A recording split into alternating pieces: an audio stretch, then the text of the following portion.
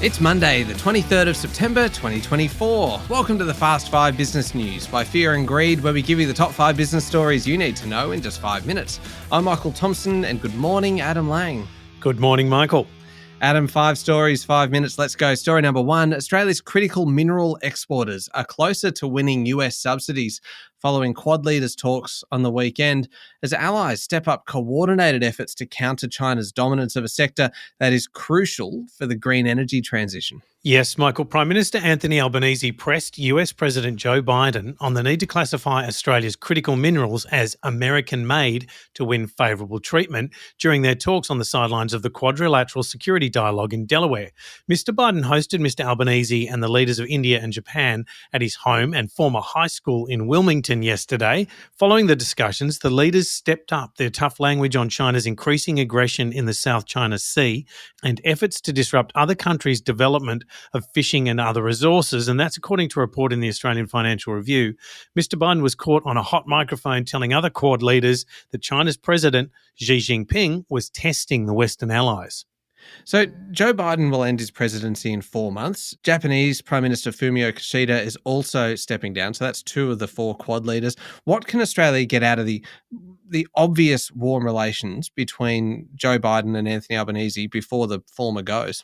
Hopefully, Michael, it's favoured treatment for Australia's mining companies. Australia and the United States have been in talks about allowing our minerals companies to get American subsidised loans if, for example, they send minerals to US electric vehicle manufacturers for batteries and other components, such as exports from Japan and South Korea. Effectively, Australian critical minerals companies would be treated as Americans under the massive spending in the Inflation Reduction Act. That would be a boon for local companies, though it isn't clear what a Donald Trump administration would think about such an arrangement. All right, moving on to story number 2 now. It was a very big week for auctions with 2,700 properties going under the hammer, and the falling clearance rate supports the argument that it is, in fact, becoming a buyer's market. Michael, it was the biggest weekend for auctions since Easter. The nationwide preliminary clearance rate of 68.2% is the second lowest this year, and that's after the weekend in June 9th. That's the King's birthday long weekend in some states. Melbourne hosted the largest volume of auctions, with 1,274 homes going under the hammer. The clearance rate came in at 68.3%. 995 auctions were held in Sydney, and 70.3% were successful. Adelaide recorded the most auctions across the smaller capitals, with 206 homes taken to market and a preliminary clearance rate of 74.6%. Brisbane came in at 56.8% and the ACT 48.6%, and all that data is according to CoreLogic. Story number 3, yogurt. Adam, we don't have enough yogurt stories on Fear and Greed. Yogurt is on a tear at the moment, with sales booming, particularly tubs with added protein or reduced sugar.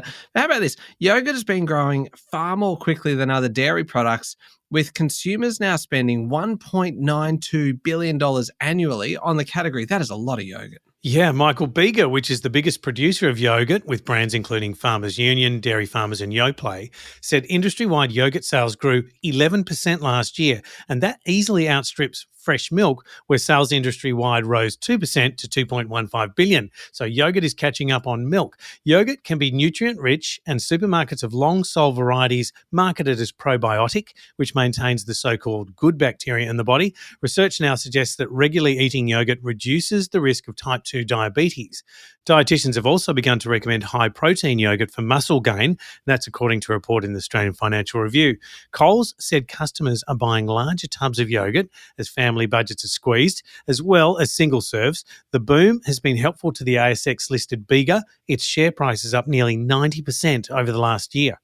Have you ever said yogurt more times in your life than in the last 45 seconds? I reckon you've said it about 26 times. Yogurt, yogurt, yogurt. Marsha, Marsha, Marsha. I'm actually starting to get a yogurt craving now off the back me of too.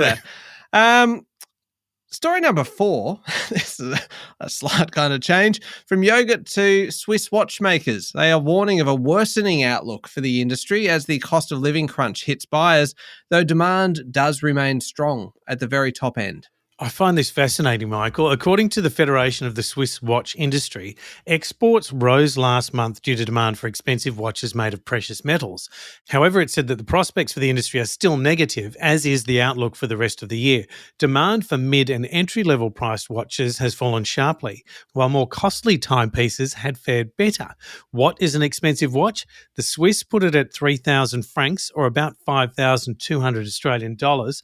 Most of the slowdown reflects demand from China and Hong Kong, while purchases from Japan and to a lesser extent the US and Singapore remain solid. Last one, story number 5. The dead celebrity industry is growing, Adam, and becoming more and more lucrative thanks to artificial intelligence, of course, with the estates of pop stars to actors earning millions of dollars. Michael, despite Michael Jackson being about $500 million in debt at the time of his death, his estate has amassed a fortune of $2 billion, according to People, thanks to projects such as a jukebox musical and even posthumous albums featuring work made while he was still alive. The estates of James Dean, Judy Garland, Laurence Olivier and Burt Reynolds have all signed with AI voice cloning group 11 Labs as part of the company's iconic Voices project. The actors now narrate books, articles and other text material. And according to Bloomberg, Judy Garland can now read you The Wonderful Wizard of Oz. Albert Einstein and mathematician Alan Turing are set to deliver masterclasses next year via 11 Labs. However, perhaps the biggest test of AI will arrive early next spring when Elvis Evolution premieres at Excel London. The King of Rock and Roll will perform for the first time in more than 45 years. All right, there we go. The top 5 business stories in 5 minutes. Thank you, Adam. Thank you, Michael. It is Monday, the 23rd of September 2024. Remember to hit follow on the podcast. And if 5 minutes isn't enough, you can find our longer daily show called Fear and Greed wherever you listen to podcasts. I'm Michael Thompson, and that was the Fast 5 Business News by Fear and Greed. Have a great day.